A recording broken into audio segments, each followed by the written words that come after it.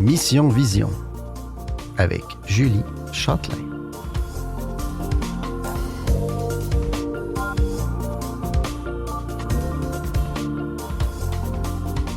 Bonjour tout le monde, ici Julie Châtelain. Aujourd'hui, dans cette belle émission Mission Vision, on va avoir un beau spécial École Jacques Ouellette. Donc, ça va être super intéressant parce que, bon, vous le savez, cette émission est pour parler de l'handicap visuel. Moi-même qui en a un et je n'ai jamais fréquenté cette école. Je n'étais même pas au courant que ça existait. Ça fait même pas si longtemps que je le sais. Donc, je me suis dit, on doit en parler, on doit expliquer finalement qu'est-ce que c'est cette école spécialisée pour des jeunes en situation de handicap visuel.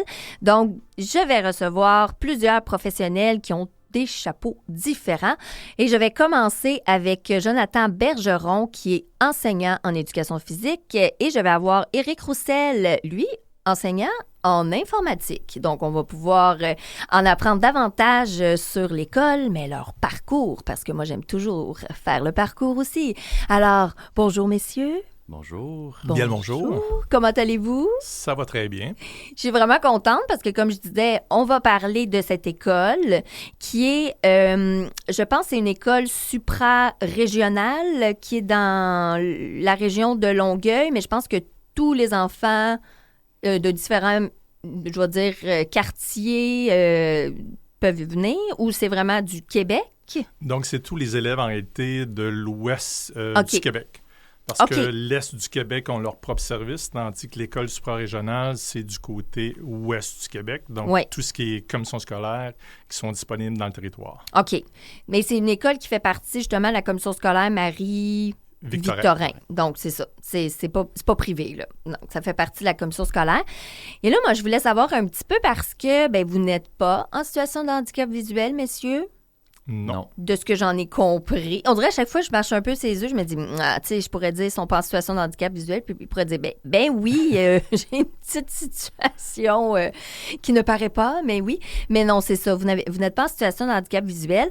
Donc, moi, je voulais qu'on remonte un petit peu au niveau de votre parcours pour dire, mais qu'est-ce qui fait que tout d'un coup, vous êtes avec des personnes en situation de handicap visuel, donc au niveau du chemin. Qu'est-ce qui vous a mené à être avec cette clientèle-là en particulier? Donc, je vais commencer avec Jonathan pour voir un petit peu, est-ce que déjà, dès que tu as commencé à faire tes études à ton bac, toi c'était clair, je m'en vais en déficience visuelle ou ça s'est passé un peu une expérience, une autre, et ça t'a amené là? Je peux pas dire que je savais que j'allais aller en déficience visuelle nécessairement, mais au travers des stages de mon bac, déjà, j'ai eu des clientèles différentes. J'ai eu des TSA, j'ai eu des troubles de comportement.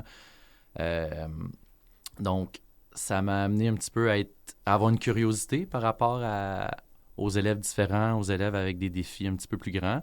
Puis à la maîtrise, mon sujet de maîtrise a été l'éducation physique avec les élèves TSA. Puis bon, comment on adapte ça pour comment faire bouger des élèves qui, bon, bougent un petit peu moins que, on va dire, entre guillemets, là, la norme. Fait que j'ai toujours eu ce petit côté-là d'aller vers les élèves qui ont des... À besoin particulier, parce que c'est pas parce qu'on est en éducation physique qu'on s'en va dans cette clientèle-là. Il y a plusieurs, qui vont vous dire primaire, secondaire, au niveau... la majorité des profs d'édu vont aller vers le régulier, si on peut dire. Oui, c'est ça.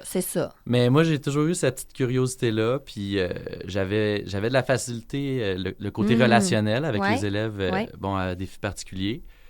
Puis j'ai eu un petit peu la question de me dire comment on peut faire bouger ces élèves-là qui, peut-être, de façon intuitive, bougent un petit peu moins que le restant de la société. Puis, de fil en aiguille, j'ai eu ces clientèles-là. Puis, c'est un addon... Au niveau de la déficience visuelle? Oui, je ne connaissais pas grand-chose au niveau de la déficience visuelle quand j'ai commencé à Jacques Ouellette. Ça fait combien de temps à Jacques Ouellette? C'est la 7e année. OK. Donc, il y avait un poste de disponible pour le prof d'éducation physique. On m'a appelé, puis j'ai décidé de relever le défi. Donc, ça veut dire qu'avant Jacques Ouellette, il n'y avait pas eu d'expérience avec des jeunes en situation de handicap visuel? Un gros 0. Oh, ouais! Fait que ça a été, je vous dirais, un saut dans le vide, surtout quand on te dit qu'une partie de ta tâche va être dans la piscine. Mm-hmm. Donc là, tu te dis au début, je vais enseigner à des élèves avec une déficience visuelle, non seulement dans le gymnase, mais aussi à la piscine. Oui. C'était, je me suis lancé dans le vide. Littéralement, hein? Ouais. Lancer un beau plongeon dans cette clientèle.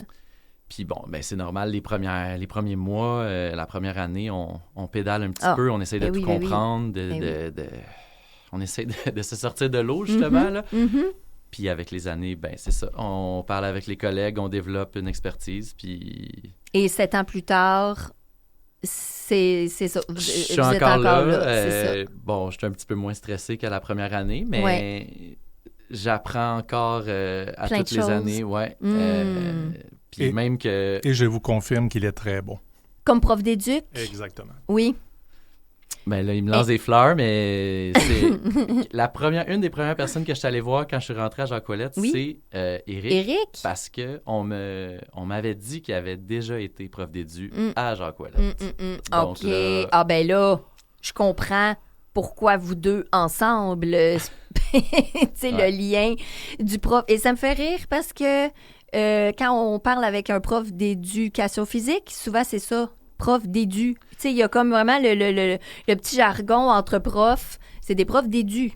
C'est vrai que oui. Comme il n'y a pas l'éduc. Tu sais, il y a comme les profs d'édu. Alors, Éric, prof d'édu, hein, finalement, au début, ça veut dire que, même chose, là, au niveau du parcours, est-ce que ça a été un peu comme Jonathan, c'est arrivé comme ça ou il y avait quelque chose de plus, moi, je veux aller vraiment déficience visuelle? Mais lors du bac, il y avait un cours qui s'appelait Activité physique et handicap où, justement, qu'on touchait à l'ensemble des handicaps associés. Oui. Puis évidemment, la déficience visuelle avait toujours été une curiosité. Mm-hmm. Donc, c'est ça qui m'a permis de faire un stage au niveau de l'Association de goalball du Québec et également de faire un travail, c'était au niveau de l'équilibration sur la poutre pour un AVEC complet. Oh, mon Dieu! Donc, à partir de là, évidemment, ça a créé une forme de curiosité d'une clientèle fort intéressante à comprendre. Oui.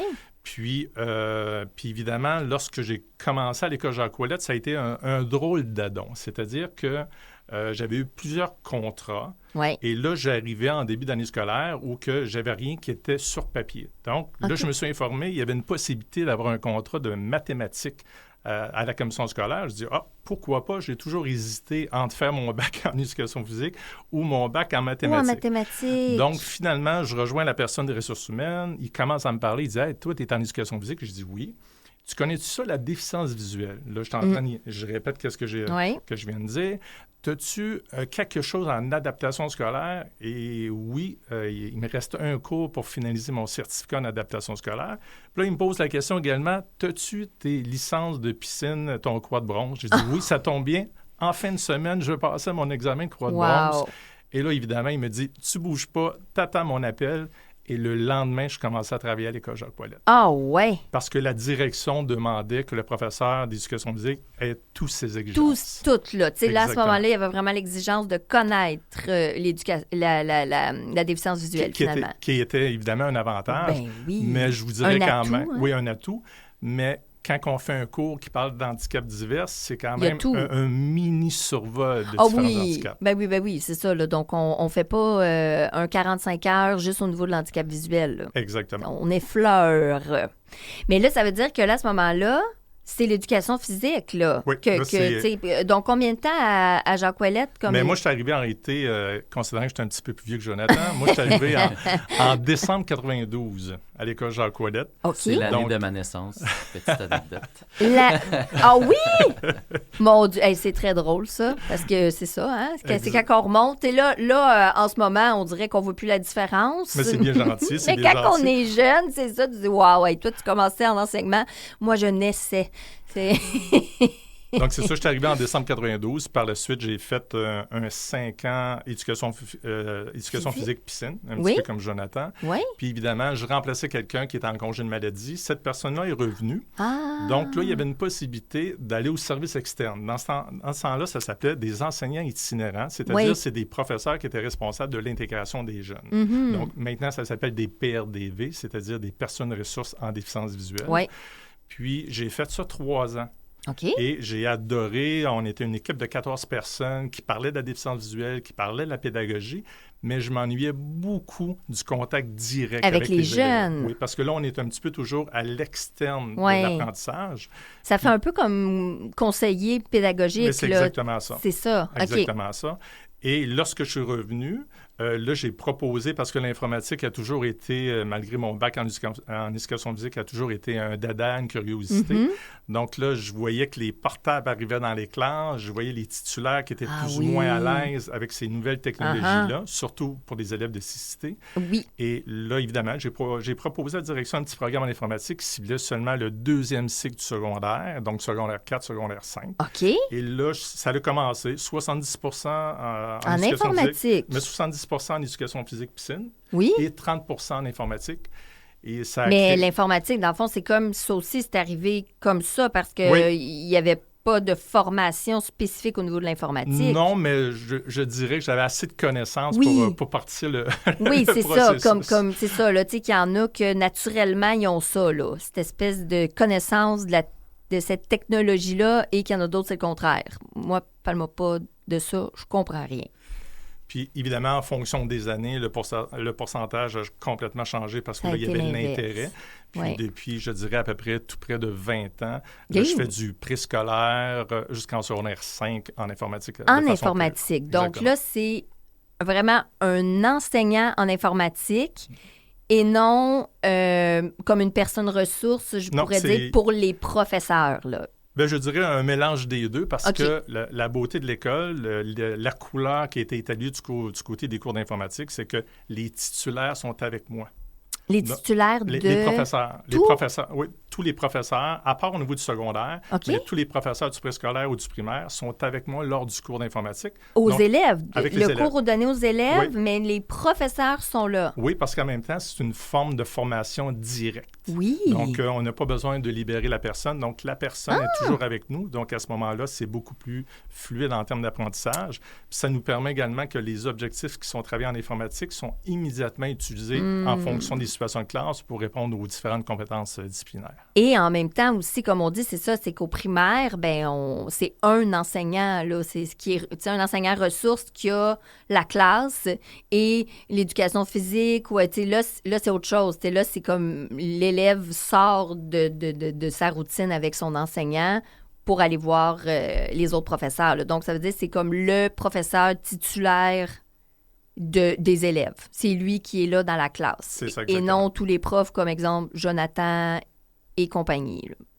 Oui, mais ça c'est plutôt des capsules de formation qu'on a peut-être durant les journées pédagogiques ou après les heures de classe, mais le cours d'informatique est vraiment dans la grille horaire de l'élève. De l'élève, wow! OK, puis ça fait 20 ans que vous faites ça. Exactement. Je trouve ça vraiment intéressant parce que, comme je disais, moi-même, je suis en situation de handicap visuel et Jacques Ouellette, j'avais jamais entendu ça, tu sais, quand j'étais jeune. Moi, je suis née en 82, donc 10 ans avant. Et là, je comprends que ça existait déjà, Jacques Ouellette, parce que moi, j'avais 10 ans quand vous avez commencé à enseigner. Ça veut dire que cette école-là existait déjà, mais j'étais pas du tout au courant là, que j'ai su ça vraiment très, très tard, là, comme adulte très abouti, là, que j'ai su qu'il y avait une école spécialisée. Parce que moi, en plus de formation, je suis éducatrice spécialisée. Donc, j'ai commencé au niveau d'une commission scolaire plus sur la Rive-Nord, la commission scolaire, la CSSMI. Et nous autres, on n'avait pas du tout de programme spécialisé au niveau de l'handicap visuel. Donc, je me demandais tout le temps où allaient ces enfants-là. Tu sais, qu'est-ce qui se passait, mais je savais pas plus, là. Tu sais, c'était quoi, mais en même temps, j'avais pas non plus, fait des recherches spécifiques à ce niveau-là, là.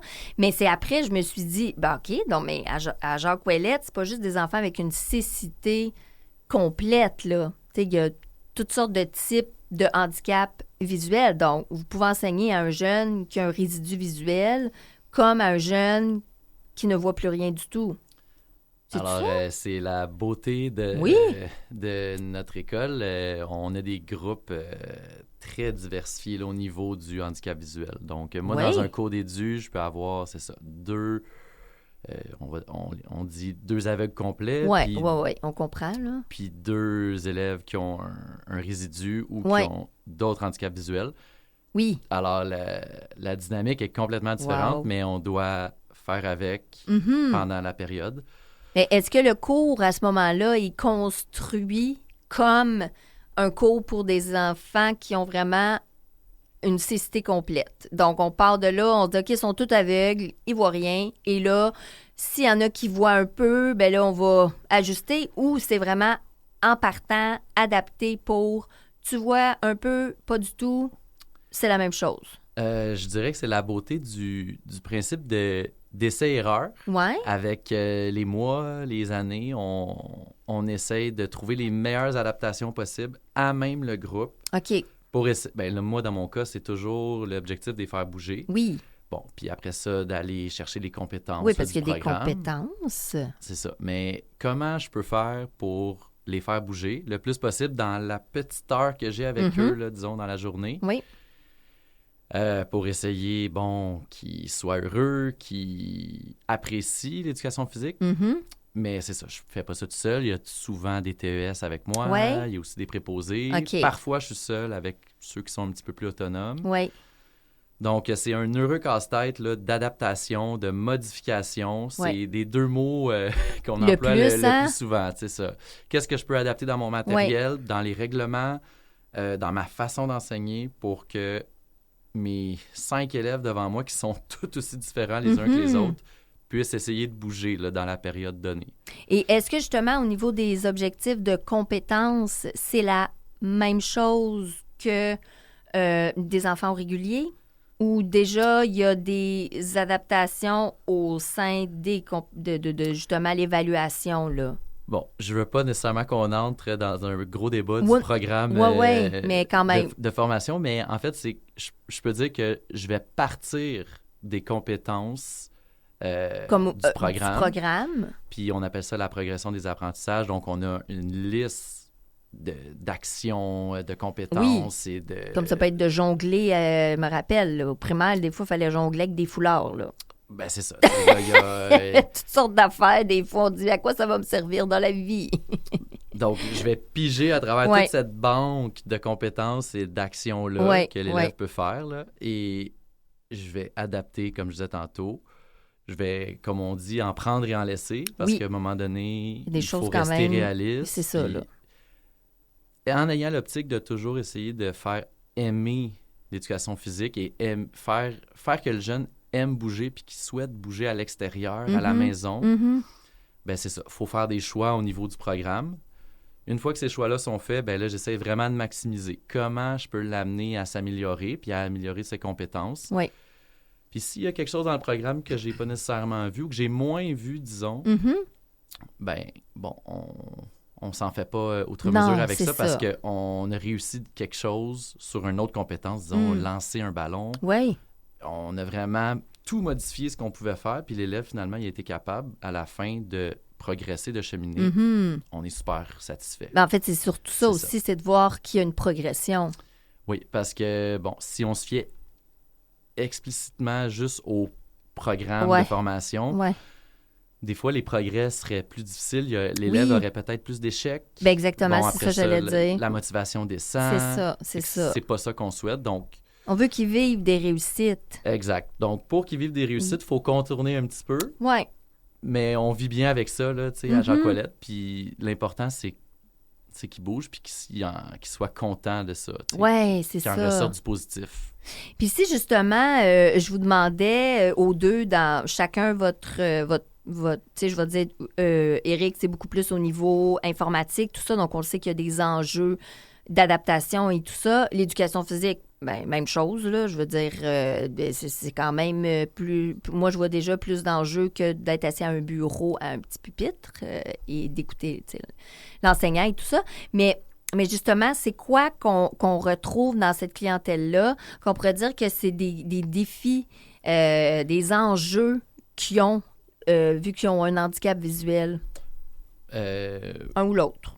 Tu peux commencer, Jonathan. Ben, la plus grosse... le plus gros défi, bon, c'est... Ça va paraître un petit peu banal ce que je dis, mais c'est la vision. Bon, dans tous les sports, on a des objets à manipuler. Mais oui. Des ballons, des balles, on a des lignes à voir, des limites de terrain. Ouais. Moi, je pars toujours du principe que j'enlève ça là, de l'équation. Ouais. Puis ce que je dois faire, c'est amener le côté sonore. Donc, oui, OK. Une des plus grosses adaptations qu'on va avoir, c'est du matériel sonore ou du matériel agrandi. Fait comme un ballon plus gros. Ballon plus gros. Ou exemple, un panier de basketball, le panneau derrière va être surdimensionné. Ah oui! Avec une ligne très foncée, beaucoup de contrastes. Des contrastes, hein? Mm-hmm. Fait que ça, c'est la première chose. Les contrastes de couleurs, le matériel surdimensionné, du matériel plus texturé et beaucoup, beaucoup de matériel sonore. Est-ce qu'il y a du braille aussi, là, comme exemple, justement, si je pense aux lignes dans le gymnase, là, il y a des lignes partout là, qui délimitent justement des frontières là, quand on fait tel jeu. Est-ce que ça, c'est sonore, pas sonore, mais tactile? Souvent, je vais faire des repères tactiles au sol. OK. Avec des textures, là, comme exemple du rugueux, comme du papier sablé. Oui. Puis sinon, ce que j'ai fait, j'ai eu cette chance-là, c'est pas tous les profs d'éducation physique qui peuvent faire ça, mais j'ai eu la chance de concevoir mon plancher de gymnase il y a quelques années. Mm-hmm. Puis j'ai épuré au maximum et j'ai gardé seulement des lignes qui m'importaient, moi, dans le programme que je fais. Puis je suis vraiment allé pour le contraste. Mm-hmm. Oh oui, ça, c'est tellement important. Fait que le contraste des couleurs, beaucoup de foncé versus le fond pâle. Oui. Puis j'ai retiré les lignes qui pouvaient mélanger les élèves ou qui ne servaient absolument à rien. Et pour la piscine, parce qu'il y a beaucoup de cours qui se font dans l'eau. La moitié de ma tâche se fait à la piscine. Oui. Et étonnamment, c'est ça, au début, j'étais vraiment stressé par la piscine. Oui. Puis on se rend compte que la piscine est un contexte très sécurisant pour un élève non-voyant ou malvoyant parce que c'est rectangulaire, tu as des câbles, tu as des murs. Oui. Donc, c'est plus sécurisant, la piscine, le corridor de piscine, qu'un grand gymnase où il y a beaucoup de bruit, beaucoup d'écho. Oui. Et c'est la même chose à la piscine. Ce qui est plus dur à la piscine, c'est... ça aussi, ça a l'air banal, mais on peut moins adapter le matériel parce qu'on est toujours dans l'eau. Puis on peut pas amener n'importe quoi dans l'eau, tu sais. Des appareils électroniques ou du matériel différent qui va prendre l'eau puis qui va pas fonctionner. Oui. Mais avec les années, on trouve des trucs. C'est beaucoup plus de se repérer dans l'espace puis de faire des jeux, tactiles, des objets flottants, des gros objets flottants, des objets sonores également. Aussi. Donc, c'est la même chose. OK. Ouais. Puis au niveau informatique? C'est sûr que la beauté de l'informatique, c'est que on a un peu plus de possibilités d'adaptation. Oui. C'est-à-dire autant pour les élèves de cité ou les élèves qui ont un problème de vision, une pathologie particulière. Donc, pour répondre à ta question initiale, ils ont tout à apprendre.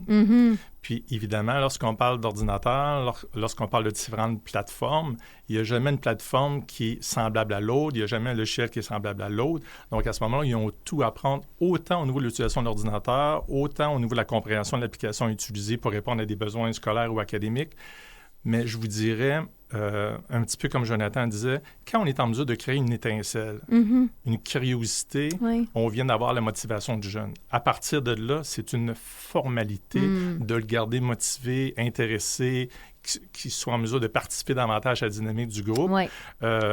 Puis souvent, je le dis, puis je me répète, je suis désolé, Jonathan, tu m'as déjà entendu, on a un privilège d'enseigner à l'école Jacques Ouellet. C'est-à-dire que on a des petits groupes. Oui. On a une proximité avec ces élèves, ces élèves qui sont gagnantes, motivantes. Comme dans le temps des anciennes écoles, on connaît bien les parents parce que ces élèves-là, souvent, ils vont rester plus qu'un an.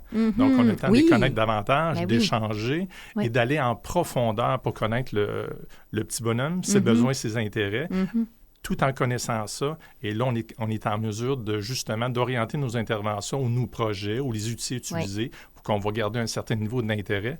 Puis l'informatique, je dirais, comme prof d'édu puis comme prof d'informatique, c'est deux matières que moi et Roussel, je suis choyé parce que c'est 2 matières qui sont faciles d'aller chercher les jeunes pour garder un intérêt. Ben oui, absolument.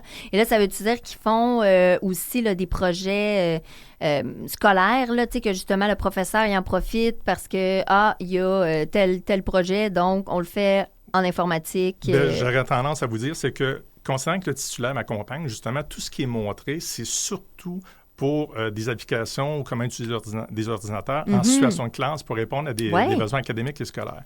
À part de ça, parce que là, je pourrais vous dire, bon, on part sans faire un petit résumé. Je vais vous en faire un petit résumé rapide. Donc, autant pour le préscolaire jusqu'en secondaire 5, évidemment, de façon variable, parce qu'ils n'ont pas tous les mêmes besoins, pas tous le même potentiel. Donc, on travaille sur la suite Office 365, on travaille sur la suite Google Éducation, on fait du montage audio, du montage vidéo, la programmation, la robotique, du 3D, l'intelligence artificielle, l'utilisation des cellulaires, malgré qu'il y a une politique claire et précise. Par contre, l'utilisation du cellulaire, lorsqu'on prépare le jeune pour le marché du travail, on veut, dans un monde malheureusement très élitiste encore, même si le mot inclusion est à portée de tout le monde, mais je pense qu'on a encore du chemin à faire pour que ça soit très efficace.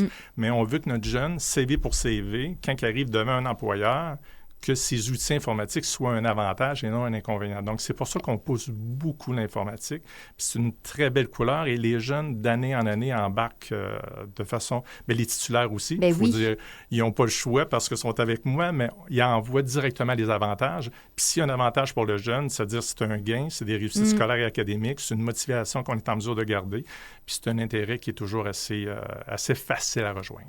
Et messieurs, c'est vraiment intéressant. Je savais que cette demi-heure allait passer rapidement. Très rapidement. Mais on continue d'en parler après la pause parce que je vais avoir Geneviève Blondin qui est directrice à l'école Jacques Ouellette, elle aussi enseignante auparavant. Et on va avoir Sarah Lucier qui est psycho-éducatrice parce que c'est sûr que c'est une collègue que vous avez à collaborer régulièrement. Merci, messieurs, pour cette belle entrevue. Merci de l'invitation, c'est apprécié. Très gentil. Merci. Et nous, on se retrouve tout de suite après la pause. On continue de parler de la magnifique école Jacques Ouellette.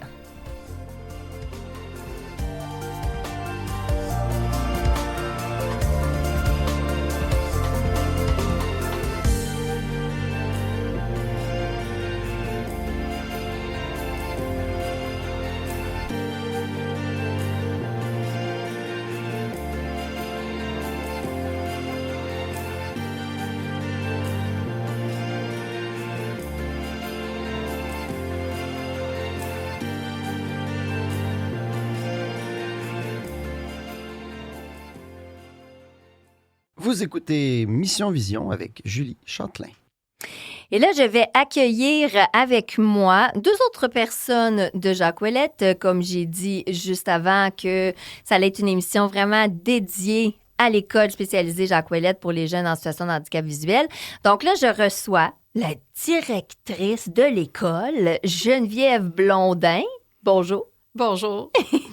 Et je reçois Sarah Lucier, qui est psychoéducatrice à Jacques Ouellette. Bonjour. Bonjour. Et là, je trouve ça super intéressant parce que juste avant, dans mon autre segment, j'avais deux professeurs. Un en informatique, un en éducation physique. Et là, moi, je trouvais ça super intéressant aussi d'entendre le côté santé mentale des jeunes. Donc, de là, pourquoi, Sarah Lucier, je trouvais ça super important que tu sois présente. Et je me suis dit, la directrice aussi, là, parce que c'est quand même là, tout à coordonner cette école-là. Donc, je voulais avoir un peu le capitaine du bateau aussi. Mais ce que, finalement, en faisant mes petites recherches, j'ai vu aussi que il y a eu tout l'enseignement avant ça. Là. Donc, avant même d'être directrice à Jacques Ouellette spécifiquement, il y avait eu de l'enseignement à Jacques Ouellette auparavant. Oui, c'est vraiment l'école où j'ai commencé ma carrière de prof. Là. C'était, oui, j'ai même fait 2 stages pendant que j'étais aux études. Directement? Oui, OK. Pendant mon bac en orthopédagogie. Là, je suis orthopédagogue de formation. Oui, c'est ça. Donc, c'est ça. J'ai fait mon bac à l'Université de Montréal. On avait les 2 derniers stages que j'avais à faire, je les ai faits à Jacques Ouellette. Un au service externe, puis un à l'interne dans l'école. Dans l'école, OK. Puis là, justement, ma question, parce que j'aime ça, tu sais, voir un petit peu le chemin, le parcours qui fait que tout d'un coup, on est avec des personnes en situation de handicap visuel, alors qu'au départ, nous-mêmes, on n'en a pas, là. Mm-hmm. Donc, mais là, ce que je comprends, c'est que même déjà à l'université, le chemin s'est dirigé volontairement là, avec des jeunes avec un handicap visuel. Donc, qu'est-ce qui a amené? C'est même là? Avant l'université. Avant? Oui, c'est ça. Moi, en 1995, j'ai commencé à travailler à la Fondation des aveugles du Québec comme bénévole, en fait. C'était tout petit, là, la fondation. Ça s'appelait même pas comme ça. Ça s'appelait Sport et loisirs Passepartout. Oh mon Dieu, OK. Oui, c'est l'ancêtre du service des loisirs de la fondation. Donc, j'ai travaillé au début, j'étais bénévole en ski. Tu sais, je faisais du ski alpin avec les élèves. OK. Et il y avait très peu de jeunes qui participaient. Là. Il y avait, je pense, comme 4-5 jeunes, là, tous des ados, tout ça. Puis là, on a comme monté ce service des loisirs là, en allant chercher la clientèle des enfants 6-12 ans, puis aussi en recrutant des bénévoles, en recrutant des moniteurs. On a fait un camp d'été, tout ça. Donc, j'ai vraiment eu la piqûre pour cette clientèle-là. OK. Mais à ce moment-là, justement, qu'est-ce qui fait qu'on fait du bénévolat à la Fondation des aveugles déjà et non un autre organisme? Oui, c'est ça. Bien, ça a commencé que j'ai rencontré dans un kiosque, tu sais, dans un centre d'achat, je pense, là, une table avec Mira. Oui, il y avait ça beaucoup avant, ouais, c'est vrai, oui, je me rappelle. Puis là, en discutant avec eux, celui qui était à la table, il m'a dit, c'était M. Jean Perron, je me souviens de son nom. Oui, M. Jean Perron. Oui, voilà, c'est ça. Alors, il m'a dit, mais il dit, il existe un organisme qui font des loisirs avec des jeunes. Il dit, t'aimerais travailler avec les jeunes. J'avais probablement dit ça au passage. Oui, c'est ça, dans la discussion. Là, j'ai communiqué avec cet organisme-là qui était Sport et loisirs Passepartout. J'ai commencé à faire du bénévolat.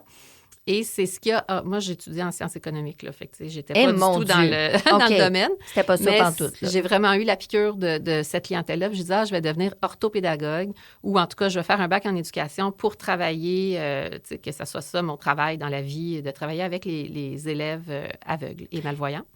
Donc, j'ai fait ce bac-là. Et là, évidemment, je me suis arrangée pour que mes 2 derniers stages soient là. OK. À l'école Jacques Ouellette. Puis après ça, j'ai tout fait pour avoir un poste dans cette école. Puis j'étais chanceuse parce que ça a fonctionné. Ça a fonctionné, oui. J'ai fait des contrats au début, là, puis à un moment donné, j'ai eu un poste. Puis c'est ça. Puis là, ça a été l'enseignement. Oui, j'ai fait de pendant... Ouais. De 2000 à 2013. OK. J'ai occupé, là, tu sais, comme j'ai fait plusieurs contrats, différents postes dans l'école. Ouais. Et ensuite, je suis devenue, on était prof itinérant à l'époque, on est devenu conseiller pédagogique. Il en a parlé justement, Éric. Éric qui était prof itinérant là, avant moi. C'est ça, puis là, c'est là, quand il parlait, j'ai dit ça ressemble un peu à conseiller pédagogique, finalement. Ça ressemble, oui, ça ressemble. Ça ressemble, c'est à l'externe. Oui, mais on n'est pas vraiment avec les jeunes, là, à l'époque, on l'était. À l'époque, on allait voir directement les élèves dans leur classe. Puis là, ils le font encore, mais à des degrés divers, là, un petit peu moins de façon intense. Mais, et c'est ça. Fait que là, j'ai fait cet emploi-là de prof itinérant qui est devenu conseiller pédagogique en déficience visuelle et ensuite personne ressource en déficience visuelle. OK. J'ai terminé, on était, c'est ça, avec le titre de personne ressource en déficience visuelle. Puis après, là, je suis allée en direction. J'ai voulu connaître d'autres choses, faire autre chose, mais là, j'ai fait 10 ans comme direction adjointe et direction d'école dans d'autres milieux complètement. Pas à Jacques Ouellette. Pas du tout à Jacques Ouellette. OK, là, c'est vraiment, c'est comme, je veux être directrice. On trouve quelle école. C'est ça. On applique, là, en direction. Puis là, finalement... mais il y a du roulement. Il y a du roulement au niveau de la direction, de toute façon. Là, on dirait naturellement, ils vont dire après tant d'années. OK, là, je pense que ça serait le fun que ça soit...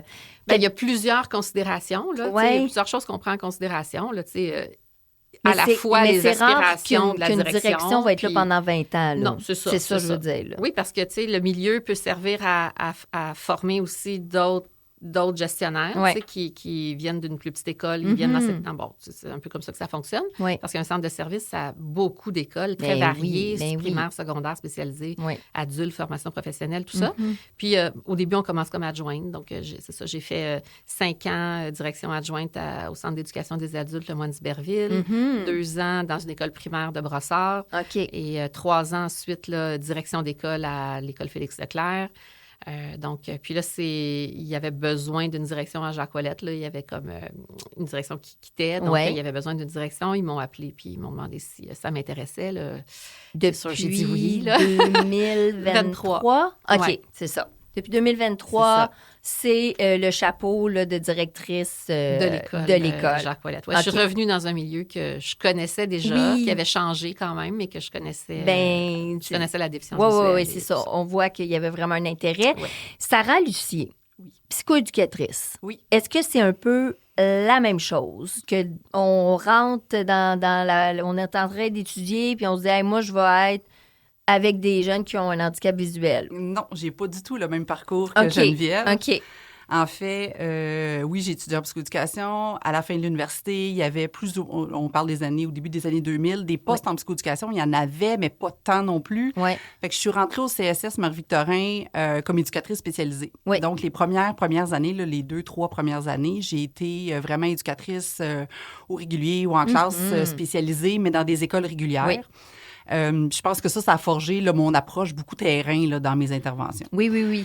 Suite à ça, j'ai accédé à un poste comme psychoéducatrice. J'ai travaillé un peu au primaire, mais beaucoup au secondaire, entre autres à Saint-Hubert, dans une très grosse école secondaire. Oui, OK. J'avais une clientèle en adaptation scolaire là, qui était davantage, on appelle ça des classes Phoenix. Là. C'est des classes qui répondent aux besoins des élèves qui ont des enjeux au niveau de la santé mentale. Oui. Fait que j'ai été là pendant 10 ans.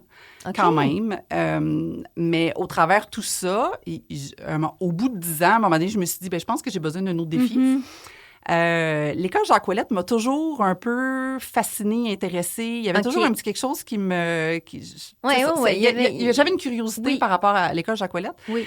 Et la psychoéducatrice qui était là avant moi, elle a fait sa carrière à Jacques-Ouellette. Dans le fond, elle a fait 30 ans de carrière dans la même école. Wow. Donc, quand elle a pris sa retraite, c'était un peu l'occasion rêvée d'appliquer parce que vu que c'est pas une grosse école, il n'y a pas 2-3 psychoéducatrices dans la même école, il y en a juste une. Donc, si le poste se libère... Une psychoéducatrice dans l'école à temps plein. Oui. C'est ça. Donc, parce qu'au régulier, souvent, la psychoéducatrice, ça fait même quelques heures dans plusieurs écoles. Mais là, la psychoéducatrice est attitrée complètement à 100% de la tâche. Exactement. Donc, et là, quand la psychoéducatrice a pris sa retraite, c'était vraiment pour moi l'occasion rêvée. Je me suis dit, si les gens restent aussi longtemps à Jacques-Ouellette, je vois pas quand est-ce que je vais avoir la chance de réappliquer sur ce poste-là. Oui. Alors, donc, elle a pris sa retraite en 2022. Moi, je suis arrivée en 2022. OK, donc c'est récent aussi. Ça fait 4 ans. OK. Mais j'avais besoin de vivre un nouveau défi. Donc, puis je trouvais que, justement, la déficience visuelle, ça me sortait complètement de ma zone de confort professionnelle. Personnelle, j'ai pas de déficience visuelle à moi, tu sais, à propre titre. Mais j'ai quand même, les gens ne savent pas parce que je porte des verres de contact à temps plein, mais j'ai une très forte myopie. Oui, mais c'est ça. Des fois, ça paraît pas, mais... Tu dis oui, j'ai quand même... J'ai vraiment une très forte myopie et il y a des enjeux dans ma famille élargie là, de glaucome, de dégénérescence maculaire et tout ça. Puis j'ai toujours ça, moi, derrière la tête. Moi-même, dans ma vie ou dans mon processus, je sais pas, moi, comment ma situation visuelle va se développer vers en vieillissant. Non, c'est ça. Puis... Pour moi, il y avait quand même une certaine anxiété ou quelque chose de stressant par rapport à ça. Puis je me suis dit, comprends d'arriver à Jacques-Ouellette puis de voir la résilience de ces enfants-là et de ces jeunes adultes-là qui, certains, ont vécu des épreuves vraiment tragiques, traumatiques, des cancers, des accidents, des maladies, peu importe. Et de les voir aussi résilients. J'ai rarement vu ça dans ma carrière. Ça a fait un baume dans mon cœur personnel. Ça fait un baume, mais en même temps, on dirait que ça... ça confronte aussi, hein? Tout à fait. De ça me confronte, moi, dans moi-même, personnellement. Exactement, c'est ça. Avec ma situation à moi qui pourrait arriver. Bon, bref, peu importe. Mais de les voir, eux, et de voir comment ils accueillent la vie et comment ils se déploient, je trouve ça fabuleux. Fait que pour moi, c'est un cadeau professionnel, oui, parce que... Et personnel. Et tout à fait, vraiment. Oui, non, je comprends amplement parce que moi-même, j'ai un handicap visuel, donc j'ai aussi cette espèce d'épée Damoclès, tu sais, qui est au-dessus de ma tête et que, ben pourquoi, quand je rencontre des personnes en situation de handicap visuel, surtout des jeunes, des fois, là, ça me rentre dedans, là, parce que là, je me dis, ben là, mon Dieu, tu sais, c'est tellement inspirant de voir, tu sais, comment ils passent au travers de ça, puis qu'il y en a même, là, des fois, tu sais, ils vont vraiment dire, oh non, moi, j'ai pas peur de ça, moi, je pense pas à ça. Là, je me dis, oh mon Dieu, moi, j'ai vraiment l'impression que plus on vieillit, moins on est résistant et qu'on est prêt à... J'ai l'impression qu'on perd avec les années l'espèce de force naturelle qu'on a quand on est plus jeune, en tout cas pour le voir. Là, puis même quand je reçois des personnes justement qui vont connaître la déficience visuelle en vieillissant sur le tard, là, tu le vois que c'est beaucoup plus difficile parce que ta vie est comme faite. Là, tout est fait et là, tu dois tout adapter. Tandis que là, c'est des jeunes qui partent avec ça.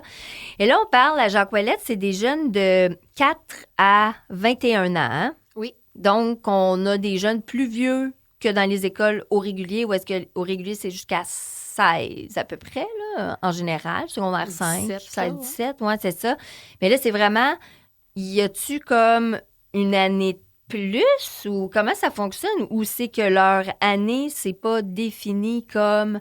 les années au régulier, tu sais, que le ministère de l'Éducation... Bien, en fait, le ministère de l'Éducation prévoit que tous les élèves qui ont un handicap ou des difficultés telles que la vision, là, tous les élèves qui soient au régulier, en classe spécialisée ou à l'école spécialisée ont jusqu'à 21 ans pour compléter leur parcours scolaire. Donc, c'est pas juste Jacques Ouellette, c'est pas juste dans les écoles spécialisées.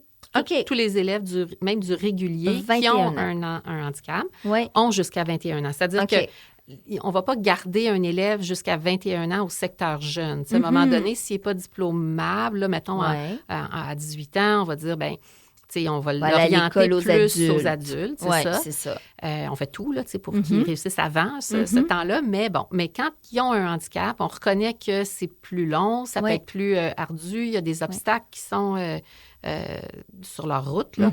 Donc, on va reconnaître qu'ils ont jusqu'à 21 ans, mais pas juste à l'école spécialisée. OK. Donc, mais nous, c'est d'emblée parce que, c'est d'emblée. C'est pas d'emblée qu'un élève va rester jusqu'à 21 ans, mais c'est d'emblée qu'il a le droit là, de venir à l'école Jacques Ouellette jusqu'à 21 ans. Puis, on fait partie du secteur jeune uniquement. Il n'y a pas une partie aux adultes, une partie aux jeunes. Donc, malgré le fait qu'ils peuvent être adultes, là, de 18 à 21 ans, c'est des vrais adultes, mais ils font partie du secteur jeune parce qu'ils ont un cas de difficulté là, qui relève d'un handicap. Là. Mais c'est ça qui est spécial parce qu'au régulier, c'est maternelle à 6e année. Après ça, on s'en va au secondaire. Les secondaires sont pas avec les maternelles. Déjà, avec les 6e années, et on dirait qu'il y a un monde. Oui. Donc là, j'imagine Jacques Ouellette de 4 ans, donc quand même encore plus jeune que nos maternelles, là, souvent. Là, donc, 4 ans et 21 ans. Mais là, que tout le monde... C'est une vraie société. Ce côté. Bien, c'est exactement ça. C'est une vraie petite société, contrairement aux autres écoles où c'est très séparé, cloisonné. Puis, tu sais, un élève de premier cycle, des fois, le premier cycle et le deuxième cycle ne sont même pas en même temps sur la cour d'école parce que, non, ça se fait pas. Non, nous, c'est vraiment pas ça. C'est une école spécialisée, mais c'est sûr qu'il y a des écoles spécialisées où les élèves vont avoir des grands retards au niveau, mettons, intellectuel, ce qui n'est pas le cas nécessairement là, à Jacques Ouellette. Donc, c'est vrai qu'il y a des petits qui côtoient des plus grands, puis, tu sais, il y a tout un échange. C'est vraiment particulier, mais je pense que c'est bénéfique, puis c'est encore mieux que le premier cycle puis le deuxième cycle, je pense ensemble, c'est à la cour d'école. Ben moi, je trouve ça ridicule. Ben oui. Tu sais, du moment que, tu sais, 4, 5e année, 6e, tu sais, sont comme à une place, les maternelles peuvent jouer juste dans ce carré-là. Tu sais, c'est comme, tu as un module, tu joues dans ton module, Puis là, OK, tu sais, c'est ça. Ils se séparent. Tandis que là, vous... Non, c'est pas ça du tout. C'est beaucoup plus inclusif. Ça. Ah oui, mais je trouve ça... J'imagine, là, on dirait, je vois des jeunes tout petits, avec des grands, tu sais, qui se côtoient tout le monde ensemble. Je trouve ça vraiment beau. Il y avait une situation l'année dernière où, je sais pas si c'est au printemps dernier ou... oui, je pense que c'est au printemps dernier. On joue au soccer, évidemment, comme dans toutes les écoles. Nos élèves aiment beaucoup jouer au soccer. Ouais. Quand c'était juste le primaire qui était dehors, les techniciennes en éducation spécialisée, là, les TES, ils disaient il y a beaucoup de chicanes. Ça se chicane, ça se craque le chignon, là, parce que c'est bon. Mais dès que le secondaire, puis même le CFR, qui sont encore plus vieux au CFR... Le CFR, c'est justement, c'est là quand on te prépare... Oui, c'est ça. Ben, c'est stage, pour une certaine clientèle là, qui répond aux... Oui, c'est ça.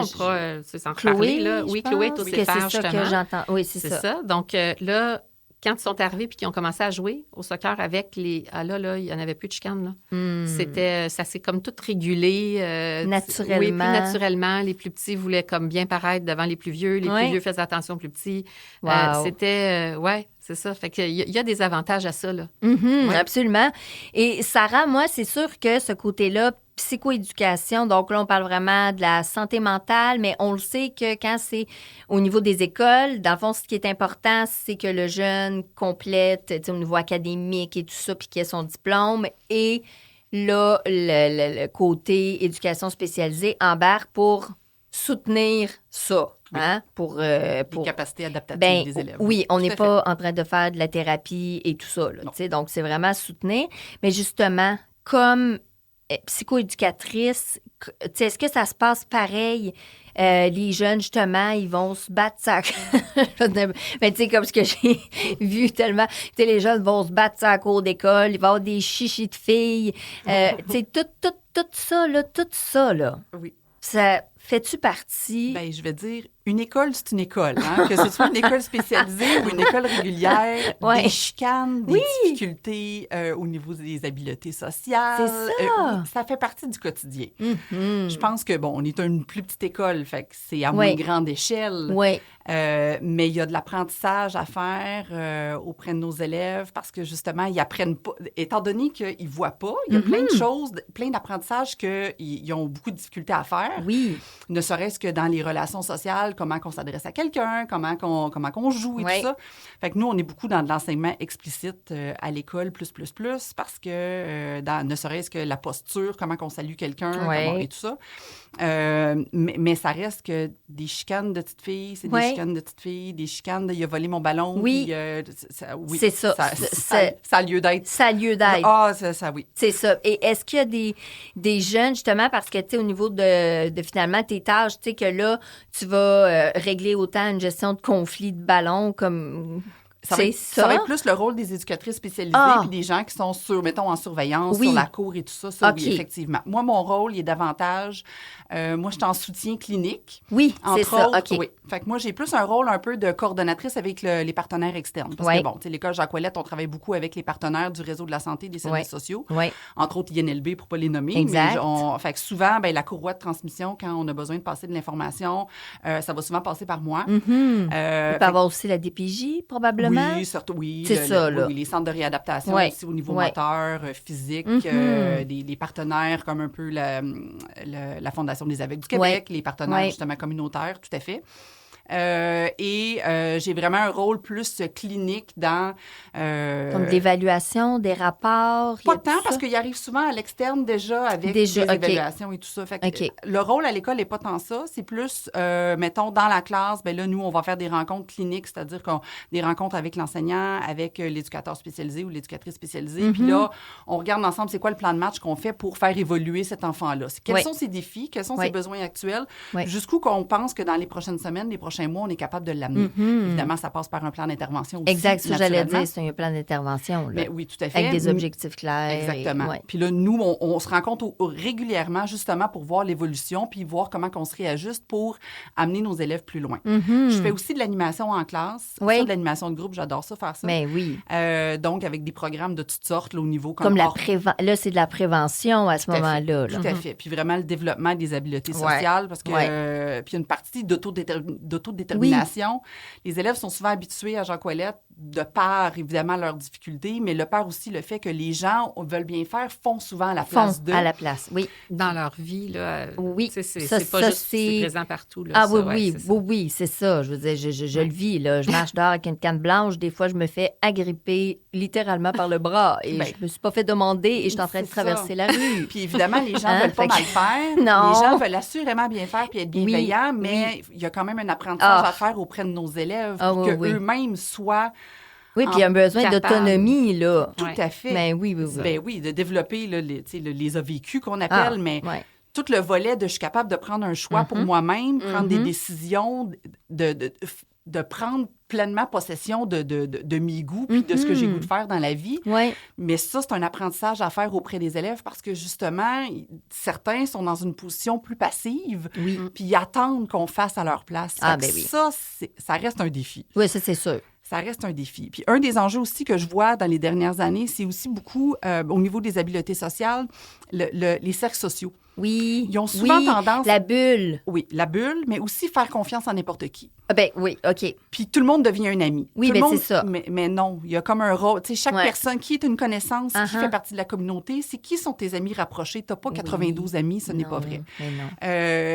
À qui tu te confies, à qui tu parles de telle affaire. Tu sais, tout ça, c'est vraiment de l'apprentissage explicite que les élèves ont besoin de se faire enseigner. Absolument. Fait que ça, je fais beaucoup ça avec les élèves dans mes animations. Et est-ce qu'il y a beaucoup de partenariats justement avec les parents? Parce que, comme on le sait, si, exemple, mon enfant a un handicap visuel, ça se peut que je sois surprotecteur et que je fasse pour mon enfant parce que coupe pas le céleri, c'est moi qui vais le faire. Comme ça, tu te blesses pas. Oui. Il y a ça, oui, hein? Exactement. Oui, c'est ça. Fait on travaille autant avec le parent qu'avec le jeune. Qu'avec le jeune, c'est ça. Ça, c'est le côté de la psychoéducation. En éducation spécialisée, c'est vraiment plus avec le jeune et moins avec les parents. Puis des fois, ce qui est le fun, c'est qu'on fait un apprentissage avec le jeune, puis après ça, on le montre aux parents. Regardez ce que votre enfant est capable de faire. Puis là, puis là, on sent que ça chemine à la maison. C'est ça.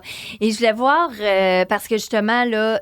Tu sais, quand on parle des défis là, avec ces jeunes-là, est-ce qu'on pourrait dire que, vu que c'est une plus petite école, tu sais, qu'il y a quelque chose qu'on arrive à faire justement plus de prévention, qu'on arrive à mettre, tu sais, parce que dans les écoles régulières, on dirait que, oui, tu commences l'année, t'es bien motivé, mais après ça, c'est fini, là. Tu sais, t'as plus le temps de rien faire, sauf d'intervenir quand ça se passe. Mm-hmm. Est-ce que, vu que c'est une plus petite école... il y a comme moyen de garder ce côté-là préventif. Oui, c'est vrai, c'est une plus petite école. C'est vrai qu'il y a beaucoup d'intervenants aussi. Mais il y a combien d'intervenants? En fait, il y a combien d'élèves? Oui, c'est ça. Il y a 55 élèves en ce moment dans l'école. OK. OK, parce que nos groupes sont 5 à 7 élèves par groupe. Puis des fois, on en a 4, là, puis, parce que, on a réussi à faire un groupe à 4. Ouais. Donc, c'est sûr que le soutien qui est dans la classe est beaucoup plus grand que dans un groupe de 20 avec un TES qui est là pour 6 classes. Oui, c'est ça.